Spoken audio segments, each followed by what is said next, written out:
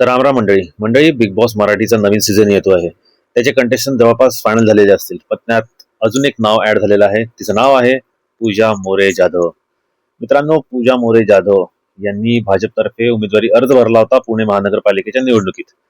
पण हिंदुत्ववादी लोकांनी जो काय हंगामा केला, जो काय गदारोळ केला, त्याच्यामुळे तिला तो उमेदवारी अर्ज मागे घ्यावा लागला. भाजपने सांगितलं, पुणे भाजपने, की ही अर्ज आता तुम्ही मागे घ्या.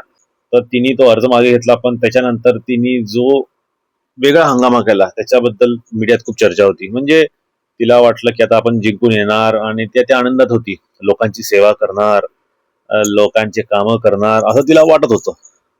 पण पुणे भाजपने तिला अर्ज मागे घेतल्यानंतर तिला खूप रडू कोसळलं. ती म्हणे, यार मला माझी समाजसेवा करता येणार नाही. त्यामुळे तिला खूप नाराज वाटलं. ती खूप रडली माध्यमांसमोर. तर त्याच्यावरून असं मला वाटते, सध्या आता तर काम आहे नाही, निवडणुकीला अजून 5 वर्ष वेळ आहे. त्यामुळे आता करायचं तर करायचं तरी काय. त्यामुळे मला असं वाटते की बिग बॉस मराठीमध्ये जे शेवटची कंटेस्टंट असेल, तिचं नाव असेल पूजा मोरे जाधव.